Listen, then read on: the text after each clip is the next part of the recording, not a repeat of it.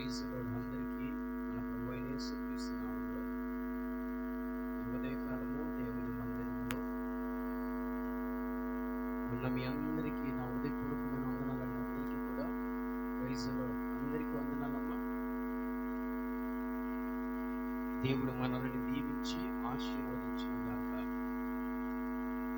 Bible గ్రంథంలో ఇర్మియా గ్రంథం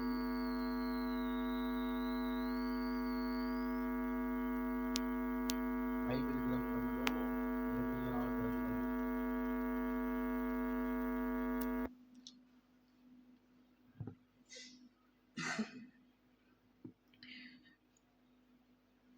ఇర్మియా గ్రంథము 31వ అధ్యాయం.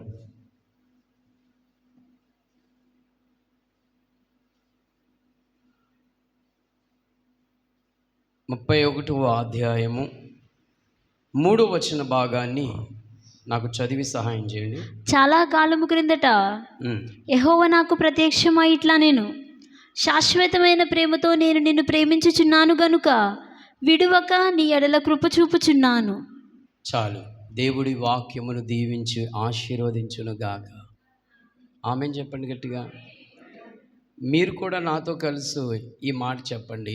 చాలా కాలము క్రిందట, అందరూ నోరు తెరిచి, చాలా కాలము క్రిందట యెహోవా నాకు ప్రత్యక్షమై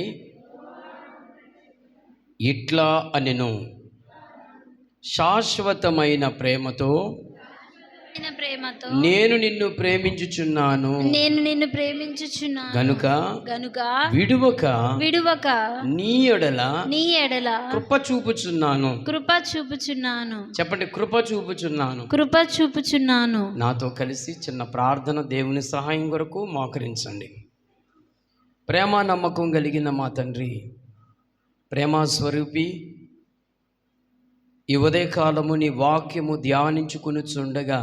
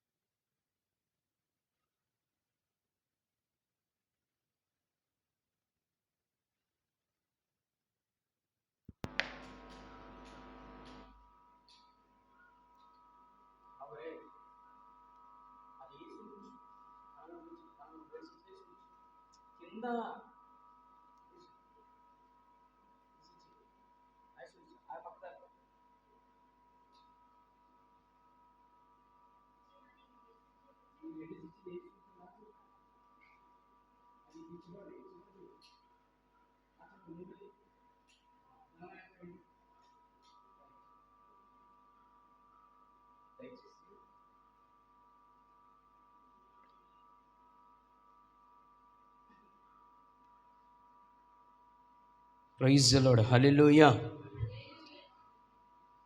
చెప్పండి, మనం ఈ వాక్యం విన్నాం కదా, శాశ్వతమైన ప్రేమించుచున్నాను అని చెప్పారు. కెమెరా వైపు కదా, మీరు చూడండి, చూడండి, గమనించండి ప్రియులారా. ప్రేమ అనే విషయం కొరకు చాలా విషయాలు మనం ధ్యానం చేసుకుంటూ వచ్చాం. దేవుడు మరొక కోణంలో నాకు ఈ విషయాన్ని మరొకసారి గుర్తు చేశాడు. ఆయన ప్రేమ ఎటువంటి ప్రేమ అంట? ఏ ప్రేమ అది?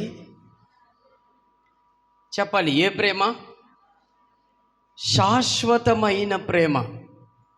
శాశ్వతమైన ప్రేమ అనే మాటకి అర్థం ఏంటి? శాశ్వతం అనే దానికి ఏమని అర్థం చేసుకోవాలి మనం? అమ్మా, నాకు వినబడట్లా, గట్టిగా చెప్పాలి. చనిపోయే వరకు. మీలో ఇంకెవరని చెప్తారా? శాశ్వతమైన ప్రేమ అనే మాటకి వస్తే చనిపోయే వరకు చూపుతాడని ఆమె చెప్పింది. ఇంకా వద్దు, నిత్యం అంటే ఇంక అదే సందర్భంలోకి వస్తుంది. మనం ప్రాక్టికల్గా చెప్పాలి. చెప్పరా? శాశ్వతమైన ప్రేమ అంటే చనిపోయే వరకు కూడా కాదు, చనిపోయిన తరువాత ప్రభు రాజ్యములో ఉండినప్పుడు కూడా చూపుతూనే ఉన్నాడు. అంటే వాస్తవానికి ఆమె చెప్పిన దాంట్లో కూడా తప్పేమీ లేదు, కరెక్టే చెప్పింది. మరి మనుషుల ప్రేమ చెప్పరేంటండి? దేవుని ప్రేమ అనగా యేసయ్య ప్రేమ శాశ్వత కాలము చూపుచున్నాను అని చెప్పాడు ఆయన. మరి మనుషుల ప్రేమ, దీన్ని మనం ఏమని జోడించి కలపాలి?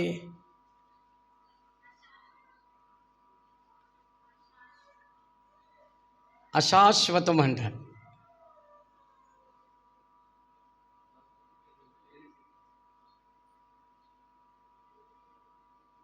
మనుషుల ప్రేమ ఎంతవరకు ఉంటుంది? కరెక్ట్గా చెప్పమ్మా.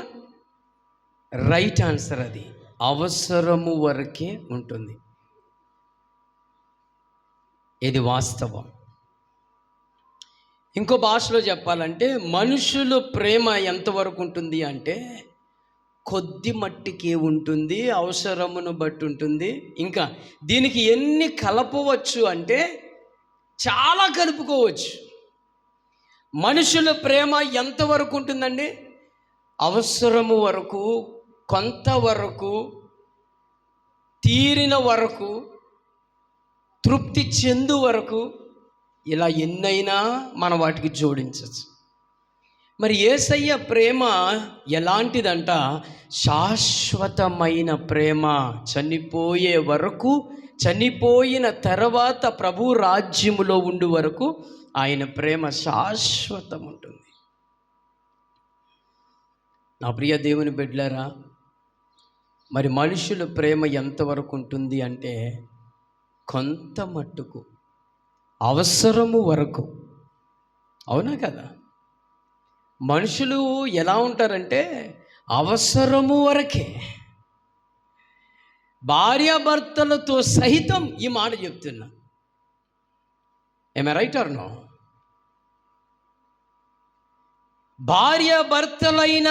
అయినప్పటికీ కూడా వాళ్ళ ప్రేమ కూడా ఎంతవరకు ఉంటుందంటే కొద్ది మట్టుకు వరకే.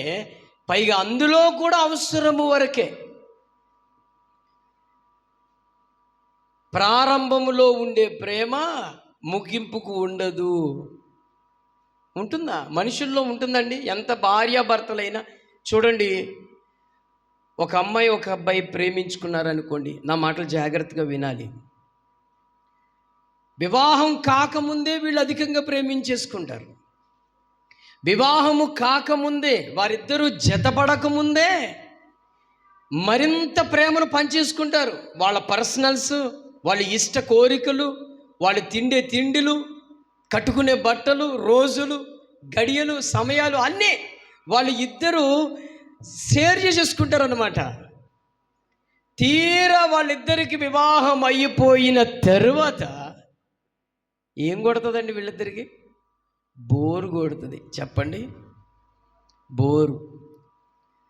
అంటే నా ఉద్దేశం ఏమిటి అని అంటే, మనుషుల ప్రేమ వారి అవసరము మట్టుకి, మనుషుల ప్రేమ కొంత మట్టికి, మనుషుల ప్రేమ సమస్యలు ఉన్నంతకు, అంతా బాగున్నంత వరకే. ఇంకొక మాటలు అర్థం ఏంటంటే అంతా బాగుండినంత వరకే. మనకు అన్నీ నడిచినాయి అనుకోండి, అన్నీ నడిచినాయి అనుకోండి, వాళ్ళతో మనకి అన్నీ ఉన్నాయి అనుకోండి, అంతవరకు బాగానే ఆ ప్రేమ ఉంటుంది. వాళ్ళకి మనకి ఏదైనా నడవడం కుదరలేదనుకోండి, వాళ్ళ నుంచి మనకి ఏ రాబడి లేదనుకోండి, వాళ్ళ నుంచి మనకి ఏ విధమైన సదుపాయం లేదు అనుకోండి, తెలియకుండా ఆటోమేటిక్గా కట్ చేసేస్తారు. అంతే. డబ్బున్నంత వరకే ప్రేమ, ఆస్తులున్నంత వరకే ప్రేమ, ఏమండి పెట్టినంత వరకే ప్రేమ. ఈ మనుషుల్లో ఎన్ని ప్రేమలు ఉన్నాయంటే ఇలా కొలిస్తే కొలవలేనంత ప్రేమలు ఉన్నాయి.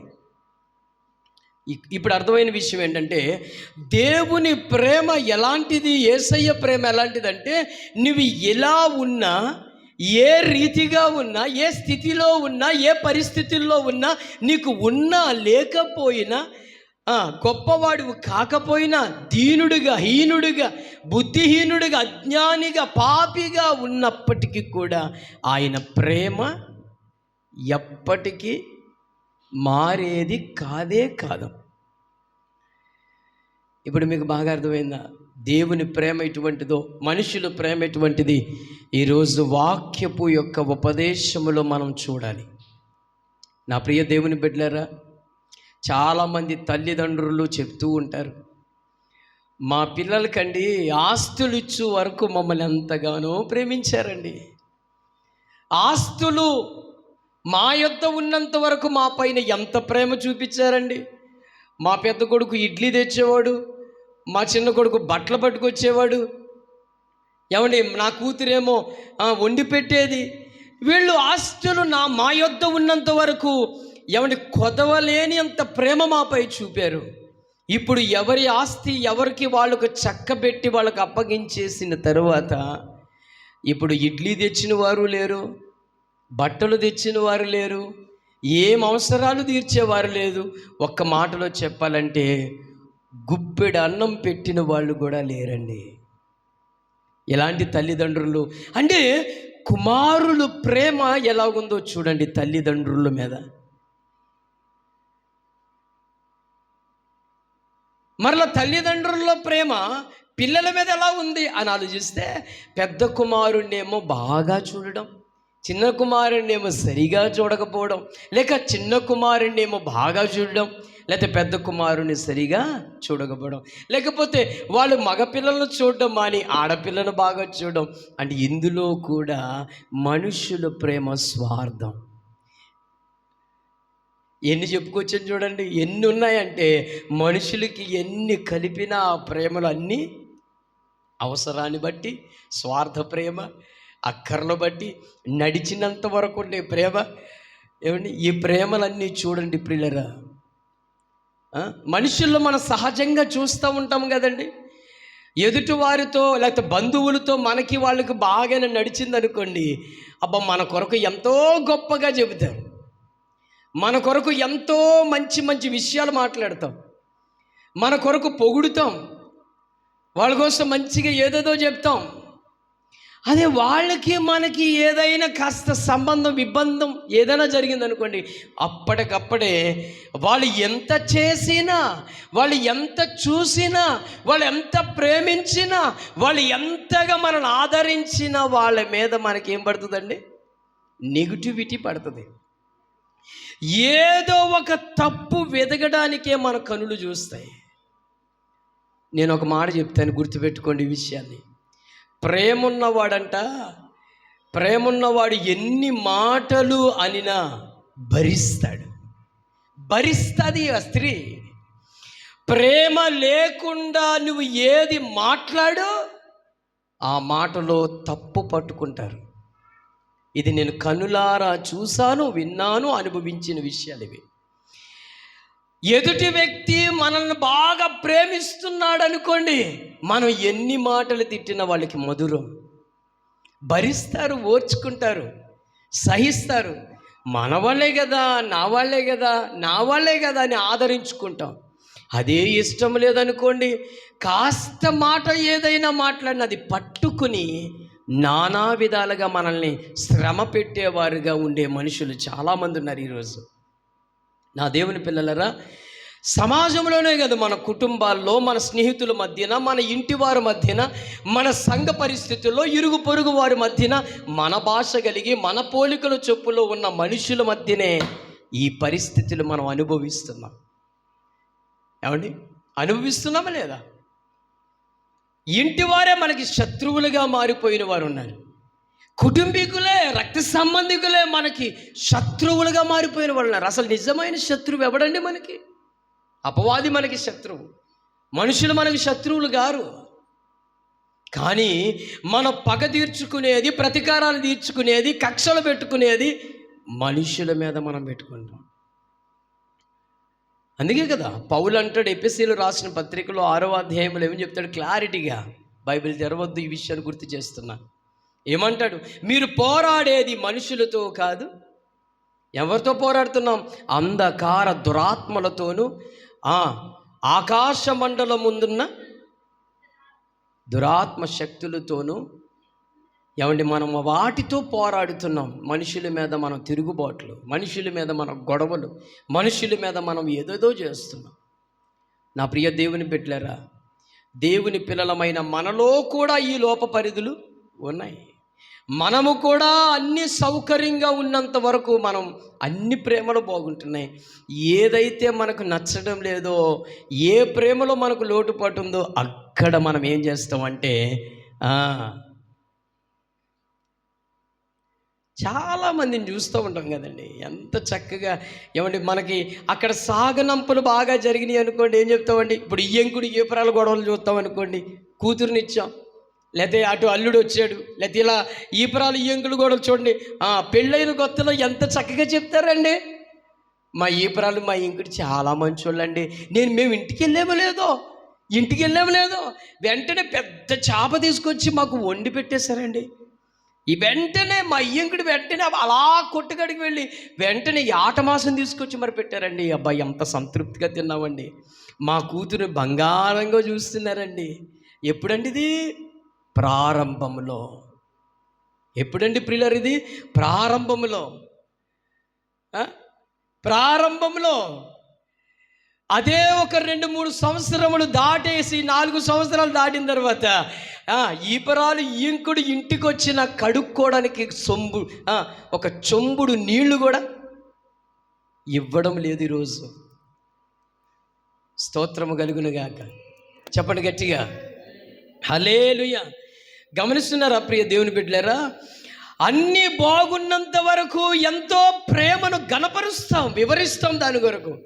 అక్కడ మనకు నచ్చలేదనుకోండి, దాన్ని మరలా మనము అడ్డదిడ్డంగా మాట్లాడతాం. ఏం నోరండి మందిది! ఎంత చక్కగా చెప్తామండి. అదే కొన్ని రోజులు గడిచి వెళ్ళిపోయిన తర్వాత కనీసం కాళ్ళు కడుక్కుంటే నీళ్ళు ఇవ్వరు, తాగడానికి నీళ్ళు ఇవ్వరు. అదే ప్రారంభంలో అనుకోండి, ఎగాబడి అసలు ఎంత ప్రేమించేస్తామో. ఈ ప్రేమకి ఏమొచ్చిందంటే చేదు వచ్చింది. ఏమొచ్చిందమ్మా? పైరు చేనుకు పురుగు పట్టినట్లుగా, తెగుళ్ళు పట్టినట్లుగా మనుషుల ప్రేమలు కూడా ఏం పడుతున్నాయండి?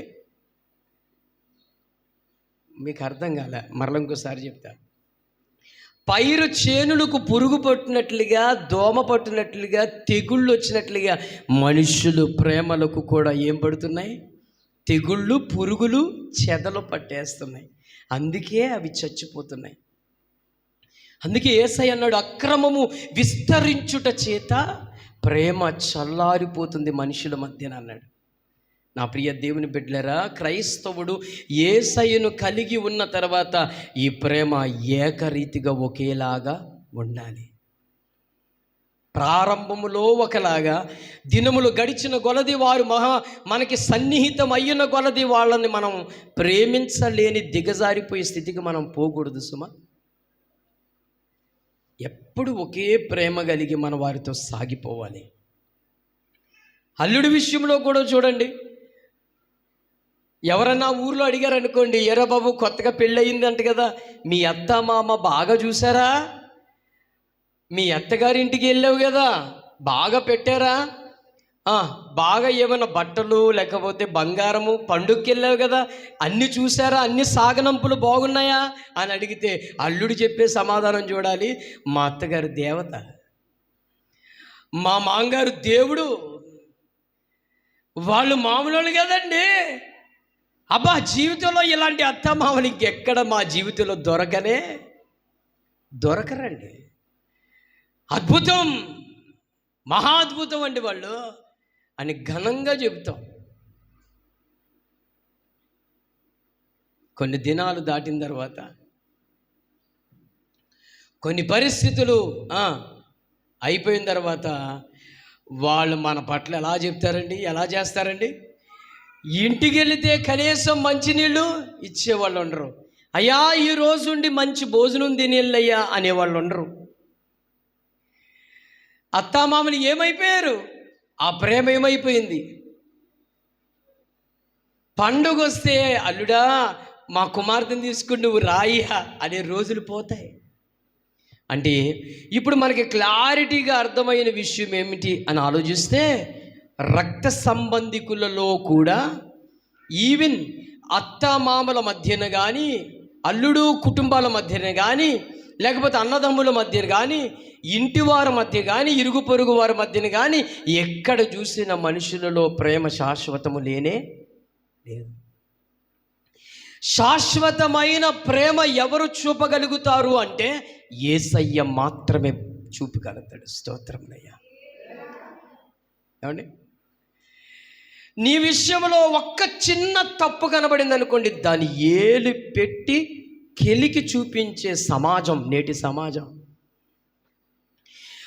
99 మంచి పనులు చెయ్యి, 99 నీతిగా కనబడు, 99% నువ్వు గొప్ప గనురాలుగా నువ్వు కనపరచబడినా అందులో ఎవ్వడూ కనపరచరు. కానీ అందులో 100 దాంట్లో ఒక్కటి 99 అయింది కదండి, ఒక్కటి మైనస్ నీలో ఒక్కటి కనబడిందా, బుడద చల్లే ప్రజలు, బుడద జనముగా అయిపోయారు ప్రజలు. చూడండి, బుడద చిమ్ముతారండి, బుడద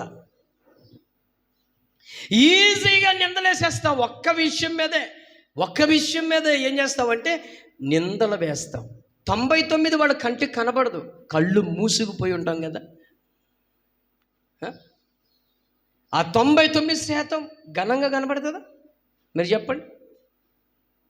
ఇప్పుడు ఉదాహరణ చెప్తున్నాను, ఒక్కసారి ఆలకించండి.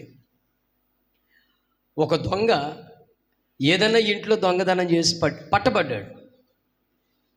దొంగని వాడిని పట్టుకుని కొట్టారు, భయంకరంగా కొట్టారు. ఆ దెబ్బతో వాడు ఆ ఈదులో మొత్తానికి టోటల్గా దొంగతనం మానేశాడు. దేవుణ్ణి నమ్ముకుని ఏదో బతుకుతున్నాడు అనుకోండి. మరలా అదే ఈదులో 1 సంవత్సరమో 6 నెలల తర్వాత దొంగతనం ఆ ఈదులో జరిగిందనుకోండి. ఇప్పుడు ఈ మనుషులు ఎవరి మీద వేస్తారండి నింద? అంటేనే ఎవరే ఆడే చేసుంటాడు రా. సామెతలు ఉన్నదండి, అని సామెత ఉంది కదండి, నరము లేని. అసలు మీకు విషయం తెలుసా? ఇది తప్పు మాట. 4 నరం లేదని ఎవరు చెప్పారండి? 4 పైకి లేపండి, ఎన్ని నరాలు కనపడతాయో అన్నా కదా. ఇది తప్పు అబద్ధం కాదు ఇది. నరం లేని 4 అంటే ఎంతవరకు పైన స్కిన్ చూస్తే సరిపోద్దా? కిందల్ని ఒకసారి 4 అలా పైకి లేపు చూసుకోండి, ఎన్ని నరాలు కనపడతాయో. పిల్లరా, ఖర్చు లేని విషయం అండి ఇది. అది చెప్పండి, అవునా కదండి? ప్రతి మాటకి డబ్బులతో విలువ అనుకోండి, అసలు మాట్లాడతారా? అసలు ఆ దేవుడు ఆ సిస్టమ్ పెడితే ఎంత బాగున్నో. స్తోత్రం నాయన. మేము కూడా ఇంతసేపు వాగడం అవసరం లేదండి, ఉంటుందా అమ్మా?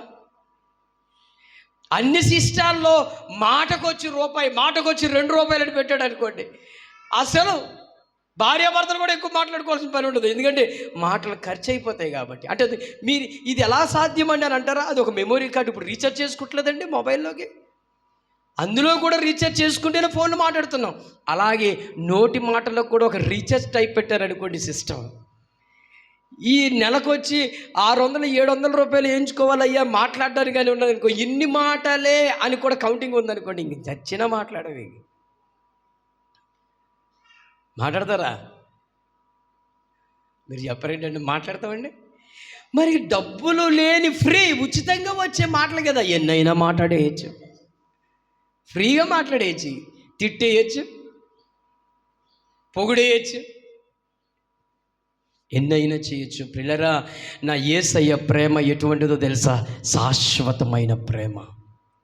నువ్వు ఏ స్థితిలో ఎలా ఉన్నా, ఏ పరిస్థితిలో ఉన్నా, నువ్వు మంచివాడువైనా చెడ్డవాడువైనా ఎలాంటి వాడువైనా యేసయ్య ప్రేమ శాశ్వతం. ఆయన ఎప్పుడూ కూడా అశాశ్వతమైనగా చూడలేదు. ఆయన ఎప్పుడూ కూడా కొరతగా మనల్ని ప్రేమించలేదు ఆయన. అందుకే నీతిమంతులకి అనీతిమంతులు కూడా ఆయన అన్నీయు ఇస్తూనే ఉన్నాడు. ఈరోజు వ్యభిచారికి పెడుతున్నాడు, దొంగకు పెడుతున్నాడు, ఒక హత్యకుడు నరహంతకుడుకు పెడుతున్నాడు, అన్నీ పెడుతున్నాడంట. ఆయన ప్రేమ శాశ్వతమైన ప్రేమ. నేను 2 విషయాలు వాక్యములో చూపించి దేవుని ప్రేమ మనుషుల ప్రేమ వ్యత్యాసాలు చూడాలని ప్రేమతో తెలియపరుస్తాను. బైబిల్ చూడకుండానే నేను ఈ లేఖనాలు మీకు వివరిస్తాను. మీకు తెలిసిన విషయాన్ని మీ ముందుకు తీసుకొస్తాను. యాకోబుకి ఎంతమంది సంతానము ప్రియులరా? 13 మంది సంతానం. ఎంతమంది అండి? చాలామంది ఎంతమంది అంటారంటే 12 మంది అని చెప్తారు. మరి దీనా సంగతి ఏమైపోయిందో నాకు అర్థం కాదు. ఎంతమంది అండి? పురుషులు 12 మంది, స్త్రీ ఒక ఆమె. కానీ దీవించబడింది, ఆశీర్వదించబడింది ఎంతమంది అని అంటే టోటల్లీగా అందులో శ్రేష్టమైనది ఒక్కరే, యోసేపు. అర్థమైందండి? మీరు చెప్పండి. 13 మంది సంతానములో శ్రేష్టముగా దీవించబడిన ఆశీర్వాదములు పొందుకున్న వ్యక్తి ఎవరండి? యోసేపు. ప్రియులరా, యోసేపు యాకోబు యొక్క కుమారుడు. ఎన్నో కుమారుడినా? ఎన్నో కుమారుడు? అది 11వ కుమారుడు, ఆఖరి బెన్యామీన్. మన కౌంటింగ్ మిస్ అవ్వకూడదమ్మా. అప్పటికి బెన్యామీన్ పుట్టలేదు, ఈయనే ఆఖరి వాడని ప్రేమ.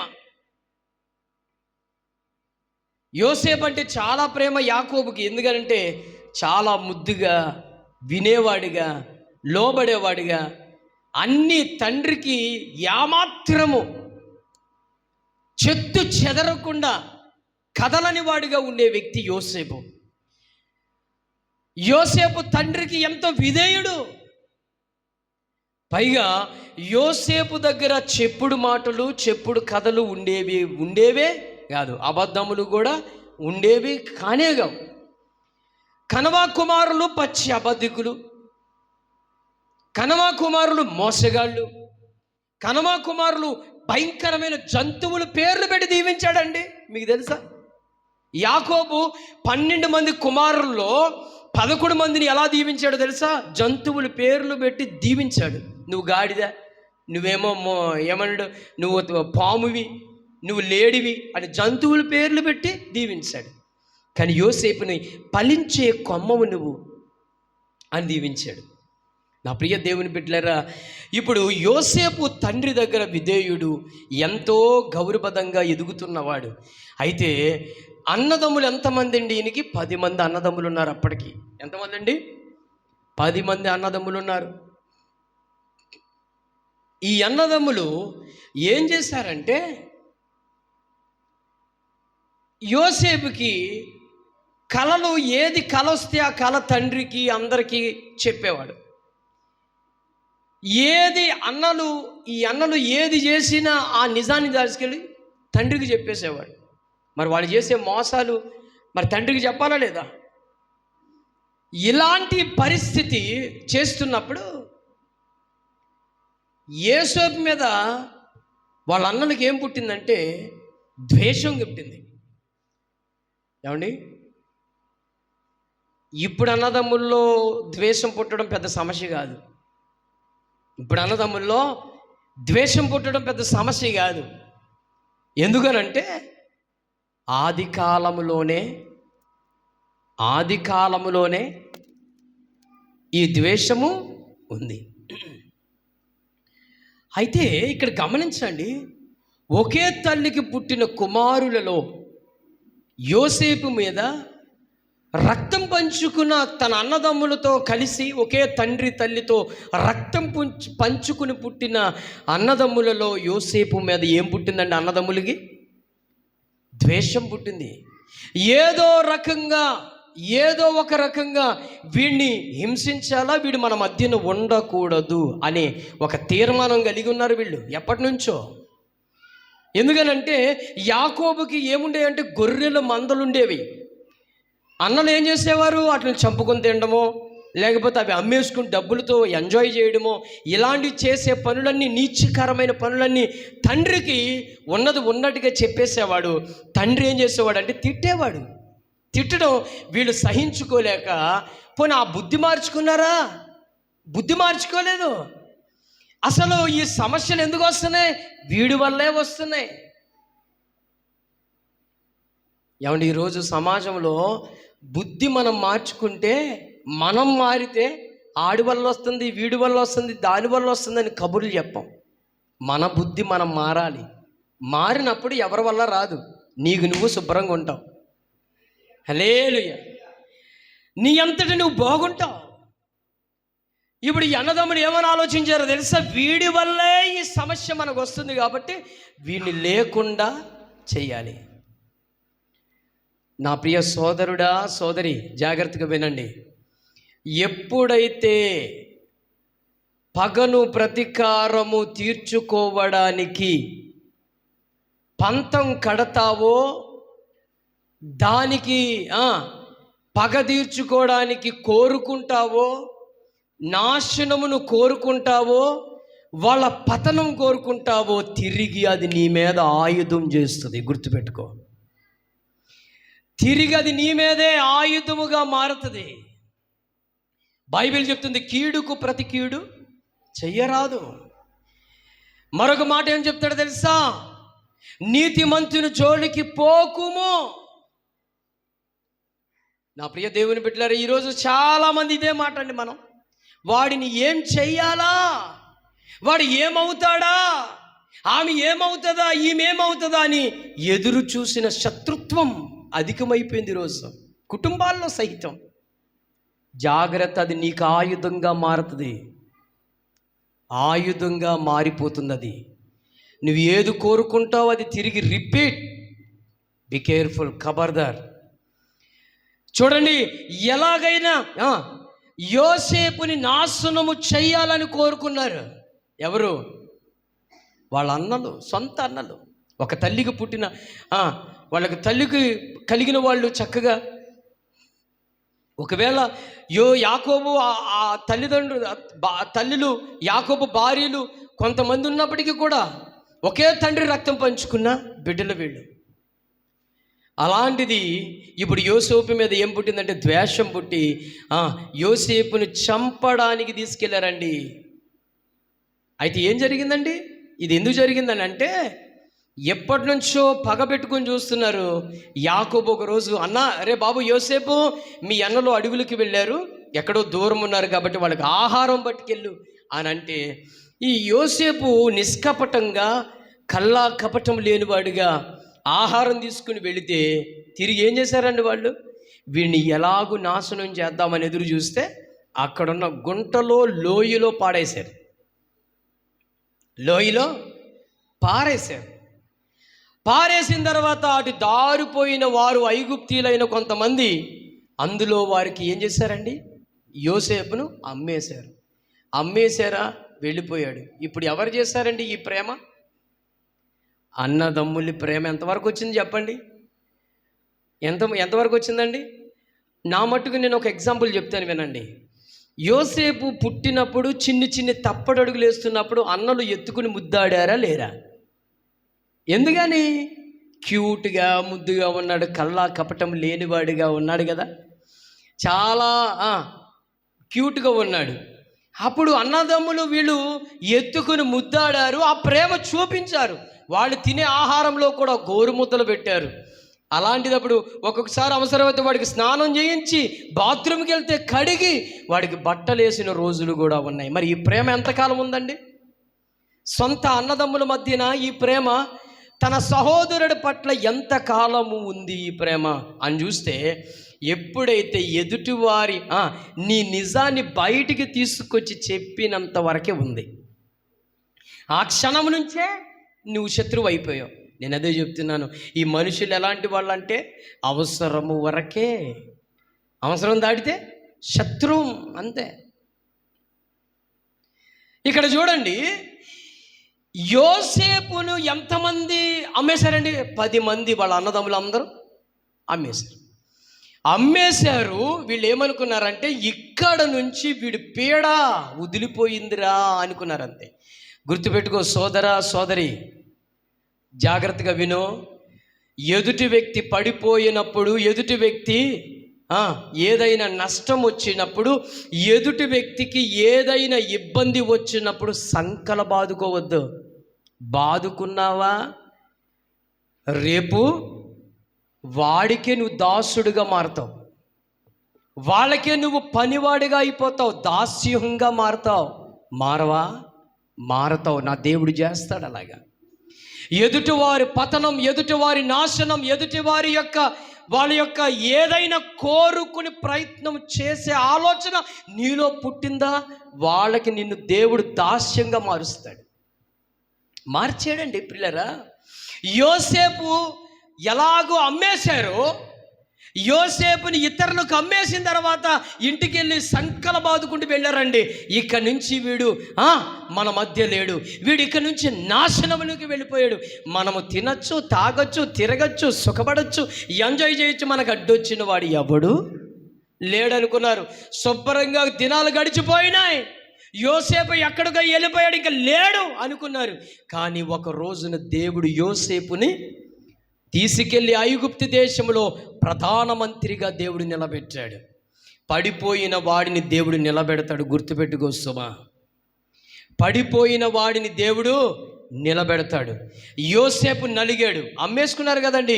చివరికి వీళ్ళు తినడానికి మెతుకులు కూడా లేకపోతే ఎవరు పాదాలు పట్టుకుంటా వచ్చారండి? వీళ్ళు ఎవరు పాదాలు పట్టుకుంటా వచ్చారు? యోసేపు పాదాలు పట్టుకుంటా వచ్చారు. దేవుడు ఎవరిని తీసుకొచ్చాడు? యోసేపు అన్నలను తీసుకొచ్చాడు. ఎక్కడికి? ఐగుప్తు దేశానికి.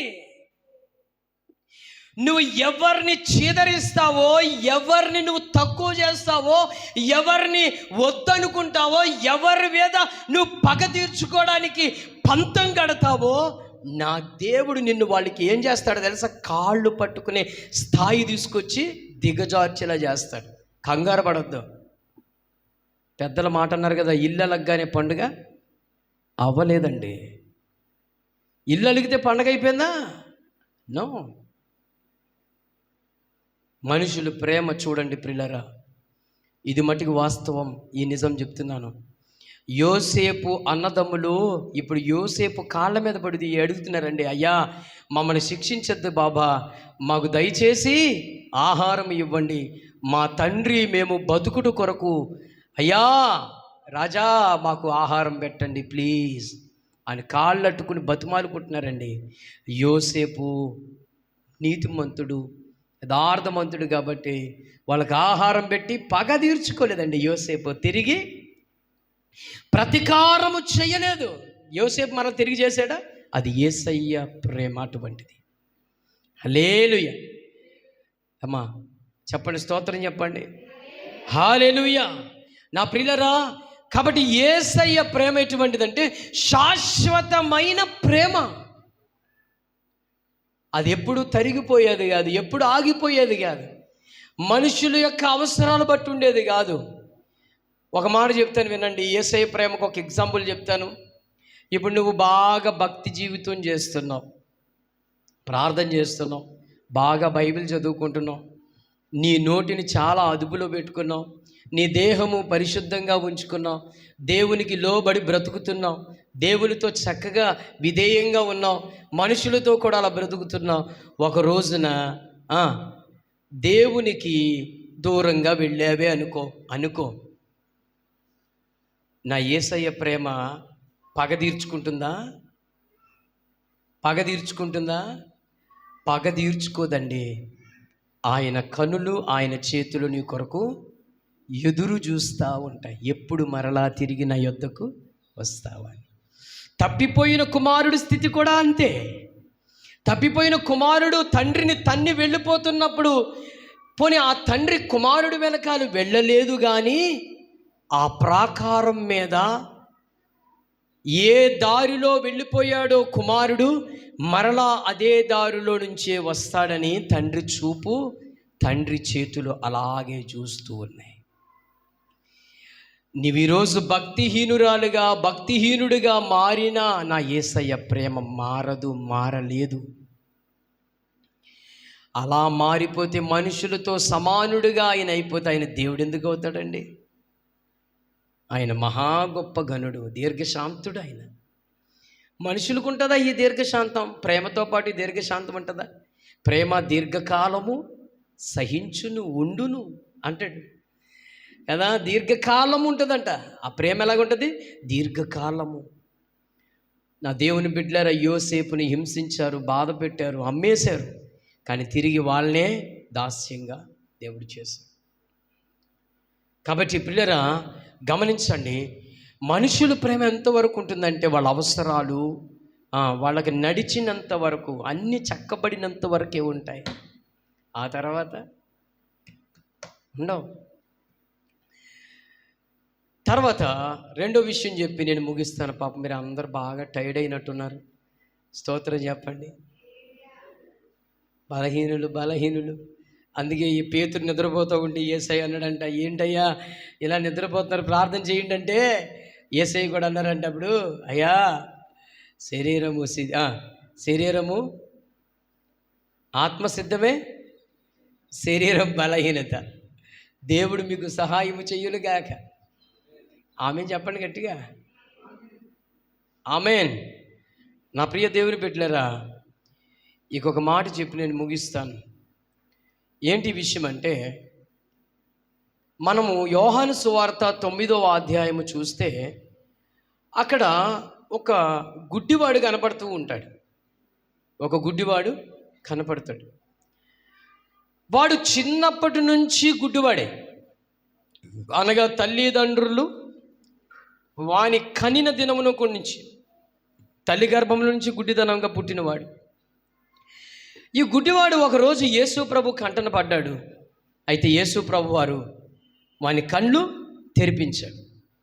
తెరిపించిన తర్వాత అక్కడున్న ప్రధాన యాజకులు, శాస్త్రులు, వీడు ఎప్పుడూ కనబడిన గుడ్డివాడు కదా, వీడి కనులు ఎవరు తెరిచాను అని అడిగినప్పుడు ఆ గుడ్డివాడిని అడిగితే, ఎవరు నా కనులు తెరిచినో నాకు తెలియదు కానీ అని సమాధానం ఇచ్చాడు. అయితే వాళ్ళు ఈరోజు విశ్రాంతి దినమే, ఈరోజు అసలు చెయ్యదగినవి కాదే, ఇలాంటి పనులు ఎవరు చేశారంటే ఆయన ఎవరో తెలియదు అని అంటే మాటికి విసిగిస్తూ ఉంటారు ఈ గుడ్డివాడిని. ఈవెన్ వాని యొక్క తల్లిదండ్రులను కూడా పిలిపిస్తారండి. వాళ్ళు తల్లిదండ్రులు, సొంత తల్లిదండ్రులు వాళ్ళని అడుగుతారు వీళ్ళు, అయ్యా వీని నీ కుమారుడేనా అని అంటే, అవును మా కుమారుడే. మరి వీడు గుడ్డివాడేనా చిన్నప్పటి నుంచి అంటే గుడ్డివాడే. మరి వీని కన్నులు ఎవరు తెరిచారు అది మాత్రం మాకు తెలియదు. వాస్తవానికి అది తెలుసు వాళ్ళకి, కానీ ప్రాణానికి భయపడి వాళ్ళు మాకు తెలియదు అని చెప్పారు. వాడు వయసు వచ్చిన వాడు కాబట్టి వానినే అడగండి అని చెప్పారు. అయిపోయిన తర్వాత వాళ్ళు ఎందుకు వీడిని వదిలేశారంటే అక్కడ రాయబడుతుంది, వాళ్ళకు భయపడి, ఎవరికి? ప్రధాన యాజకులకి, శాస్త్రులకు, అందుకు ఎందుకు అని భయపడి వానిని ఒంటరిగా వదిలేశారు. వదిలేస్తే మాటికి ఈ ప్రధాన యాజకులు, శాస్త్రులు, పరిసయ్యులు అందరూ వచ్చి వేధించి అడుగుతూ ఉంటే ఆయన ఏమంటాడంటే ఒక మాట అంటాడు, మీరు కూడా ఆయనకు శిష్యులగుదురని ఆశపడుతున్నారా అని అంటే వీళ్ళు కోపాలు వచ్చేసి, ఒక పాపి అయిన వాని మొర దేవుడు ఎలాగ వింటాడు అని వాడిని ఎలా చూశారండి? ఒక పాపిగా చూశారు. అంటే వీళ్ళ ఉద్దేశం ఏంటంటే, గుడ్డిగా పుట్టాడంటే వీడు పాపి అని అర్థం. ఈ మనుషులు ఎలా చూస్తారంటే, నీ దగ్గర డబ్బులు లేవనుకోండి, నీ దగ్గర ఏమీ లేదనుకోండి, నీకేమీ లేనోడురా, నీ బేదోడురా, అసలు మాకు తగవురా, మాకు స్నేహానికి కుదురుబాటు రాదురా అని తేల్చి పాడేస్తారండి. అమ్మ వింటున్నారా? కాలేజీకి వెళ్ళి పిల్లలు ఉన్నారనుకోండి, మన పిల్లోడు మన కుమార్తెను పంపించామనుకోండి, పాపం వాళ్ళ దగ్గర సరైన బ్యాగ్ లేదనుకోండి, సరైన బట్టలు లేవనుకోండి, సరైన పుస్తకాలు లేవనుకోండి, సరిగ్గా వాళ్ళకు దగ్గర డబ్బులు లేవనుకోండి, వాళ్ళతో ఎలాంటి వాళ్ళు స్నేహం చేస్తారండి? ధనవంతులు స్నేహం చేస్తారా? మంచి వాళ్ళు చేస్తారా? డబ్బున్న వాళ్ళు ఎవరు చేయరు, కలుగున్న వాళ్ళు ఎవరు చేయరు. ఎవరు చేస్తారంటే వాళ్ళలాగా ఉన్న పేద స్థితిలో ఉన్న వాళ్ళే సహవాసం చేస్తారు. రిచ్ లాగా చూసుకుంటారు కదా. ఆ విధంగా వీడిని ఏం చేశారంటే ఈ ఈ ఈ శాస్త్రులు పరిసయ్యులు వీళ్ళందరూ ఎలా చూశారంటే వీడిని ఎలా చూశారంటే నువ్వు పాపివురా అని ఒక ముద్ర వేశారు. ముద్ర వేసిన తర్వాత అలాగా ఎప్పుడైతే ఈ గుడ్డివాడు అన్నాడు కదా, మీరు కూడా ఆయనకి శిష్యులగుదురు అనగానే వానిని వెలివేశారని రాయబడింది అక్కడ. చూడండి బైబిల్ అమ్మ, ఏంటి అలా చూస్తున్నారు? వాక్యంలో మీరు చూస్తున్నారు కదా, చూడండి. యోహాను సువార్త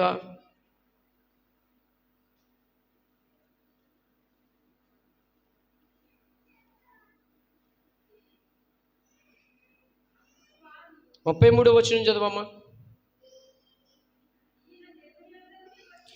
ఈయన దేవుని యొద్ద నుండి వచ్చినవాడు ఏమీయో చేయనేరడని వారితో చెప్పినందుకు వారు, నువ్వు కేవలం పాపివై పుట్టినవాడువు, నీవు మాకు బోధింపవచ్చితే వానితో చెప్పి వారిని ఏం చేశారంటండి? వెలివేశారంట. ఈ సమాజం ఎంత గొప్పగా ఉందో చూడండి అమ్మా, ఈ సమాజం ఎంత గొప్పగా ఉంది, ఈ మనుషులు ఎంత గొప్పగా ఉన్నారు చూడండి. వాడిని ఏం చేశారంట? వెలివేసేశారు. ఏం చేశారు? వెలి అంటే ఆ ఊర్లో ఉండొద్దు, మా మధ్యన ఉండొద్దు, మా దగ్గర తినొద్దు, మా దగ్గర నీకంటూ ఏది ఉండకూడదు, అసలు ఎప్పుడు ఈ ఊరికి రావద్దు అని వాడిని ఏం చేశారంట? వెలివేసేశారు. వెలివేసిన తర్వాత తల్లిదండ్రులు వెళ్ళారా? వాడి దగ్గర తల్లిదండ్రులు వెళ్ళారా? మీరు అలా చూస్తున్నారేంటి? వెళ్ళలేదని మీకు ఎలా తెలిసింది? రాయబడిందా? వాళ్ళు వెళ్ళలేదు, కనీసం వాని తల్లిదండ్రులు కూడా వాని యొద్దకు వెళ్ళలేదు అని రాయబడింది అక్కడ. మరి ఎలా డిక్లేర్ చేశారు మీరు అమ్మా? ముందే వదిలేశారని ఏమనుంది అక్కడ? 23వ వచనం, కావున వాని తల్లిదండ్రులు వాడు వయసు వచ్చిన వాడు అని అడిగిరి.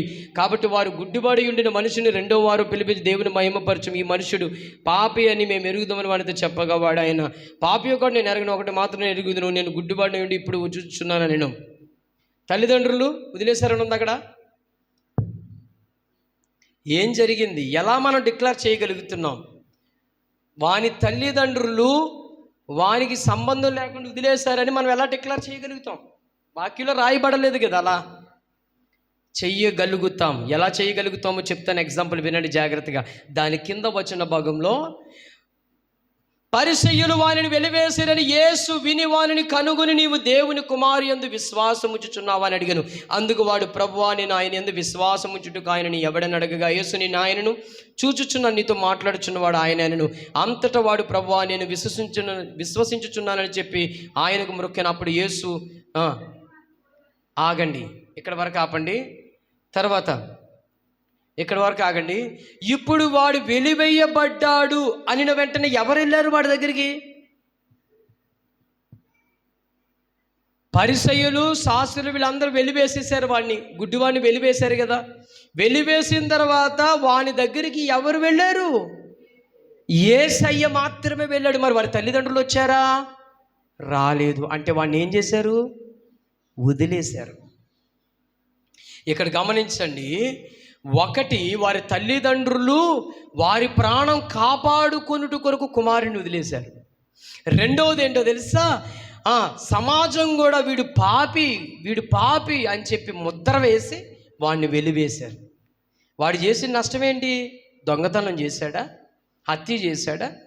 వ్యభిచారం చేశాడా? ఏది చేయకుండా ఈ సమాజం వాడికి ఏమనేసింది? వెలివేశారు. కానీ యేసయ్య ఏం చేశాడు? చేర్చుకున్నాడు. స్తోత్రం చెప్పండి. అందుకే ఈ లోకము ఒకవైపు, నా యేసయ్య ఒకవైపు. చెప్పండి, ఈ లోకము ఒకవైపు, యేసయ్య ఒకవైపు. ఆయన ప్రేమ ఎప్పటికీ మారదు. అందుకే శాశ్వతమైన ప్రేమ నీ ఎడల నేను చూపుచున్నాను. ఇంకో మాట ఏమంటాడు అక్కడ? విడువక నీ ఎడల కృప చూపుచున్నాను అంటాడు. స్తోత్రం కలుగును గాక. హల్లెలూయా. చెప్తాం. ఏం చెప్తానంటున్నాడు? నీ ఎడల ఏం చూపుతానంటున్నాడు? కృప చూపుతాడంట. కృప, ఆయన కృప మనకు నిత్యము ఉండాలండి. చెప్పండి గట్టిగా, హల్లెలూయా. కృప అంటే ఎన్ని ఇంక్లూడ్ వస్తాయని దాంట్లో చెప్పాను, ఒకసారి గుర్తుందా?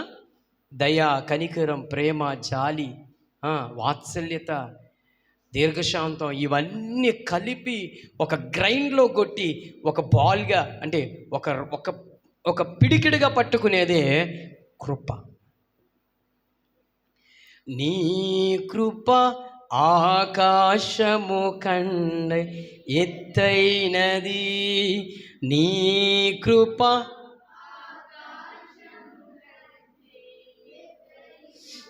మహాసముద్రము కంటే లోతైనది, మహాసముద్రము కంటే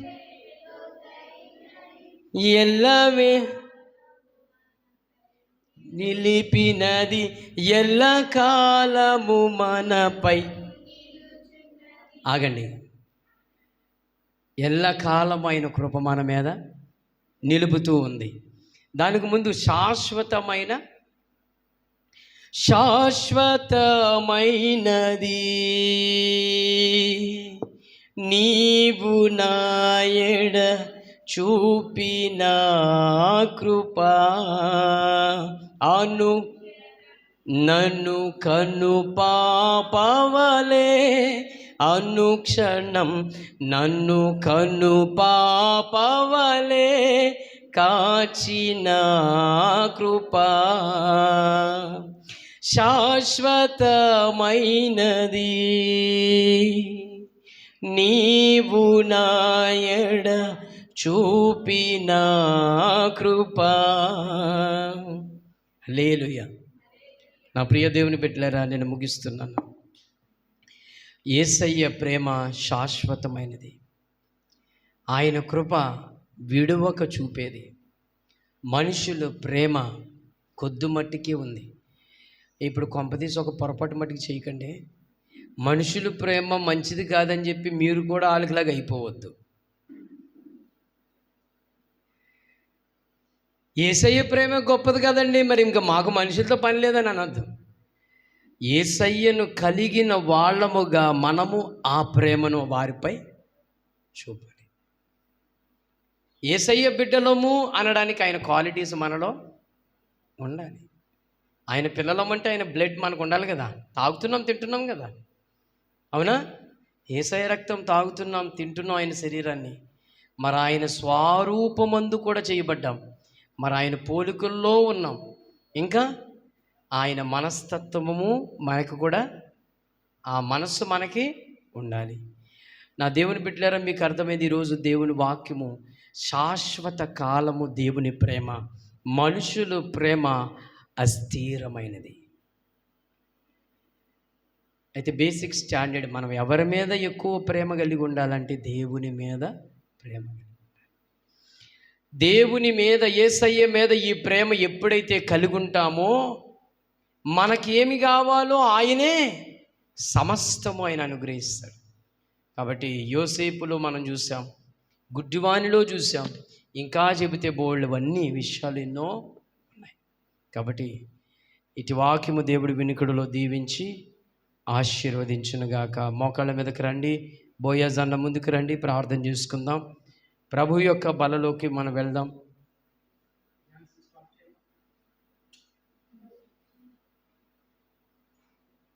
దయచేసి అందరం